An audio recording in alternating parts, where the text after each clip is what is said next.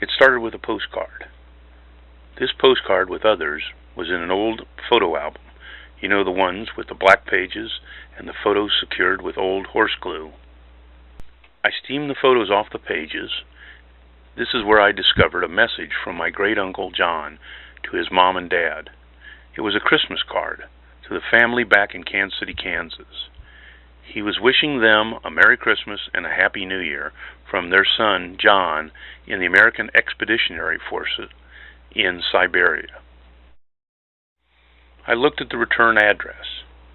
Private J.T. Fleischner, Company I, 31st Infantry, AEF, Siberia. In the corner, it had a date, 11/22/1918. American Expeditionary Forces, Siberia. In August 1918, Major General William S. Graves met with the Secretary of War in the Baltimore Hotel in Kansas City, Missouri. He gave the Major General secret orders. The President's orders were that Graves was to take 2 U.S. Army infantry regiments, the 27th and 31st, to Vladivostok. Graves arrived September 1st, 1918, and ordered his companies A, B, and I sent to Harbin, Manchuria, to guard the rail line, one of many actions for the next 20 months. My great-aunts, who lived in Kansas City, Kansas, were always a delight to be with. Cecilia was the heart of the trio. Elizabeth was stern and to the point, and Kay was fun-loving and seemed to enjoy life. But when it came to talking about one of their 4 brothers, John, they just couldn't talk about him. For after John's service in World War I in 1918 to 1919, he wasn't the same. He ended up living his last 14 years in a VA hospital in a mental ward for his mental illness. The family folklore was that he had got gassed, and he was on a firing squad, and he saw things that changed a young man of 23 forever.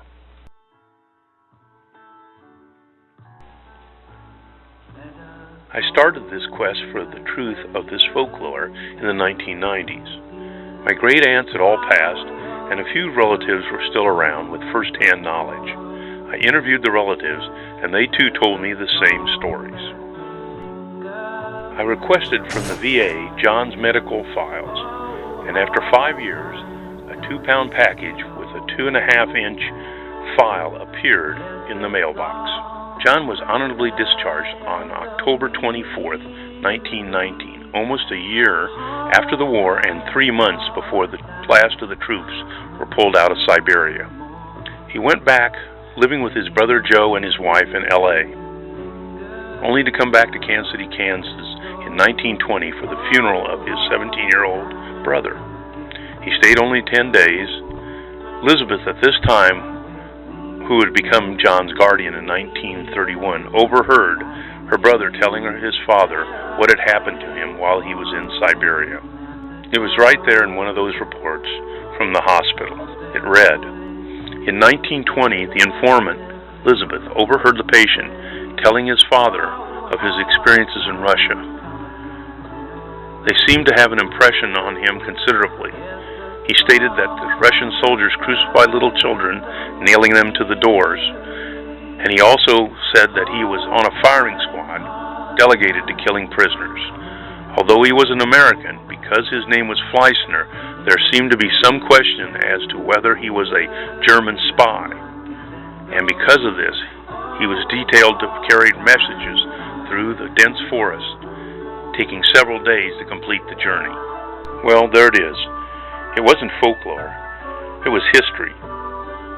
Painful family history. In May of 1929, John was declared permanently and totally disabled with dementia precox. On June 18th, 1943, after 14 years in the hospital, John dies.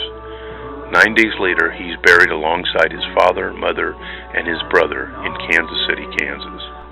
After rereading John's medical file, I have a new admiration for Elizabeth. Tough call to deal with another person's life, and that of your older brother. How sad to be put in that position. John left Siberia and the Army in October 1919, 11 months after the World War I ended. That's the war at the end all wars. Major General Graves and the last of the American Expeditionary Forces left in April 1920. They boarded a ship for home as the Japanese military band played Stephen Foster's Hard Times Come Again No More.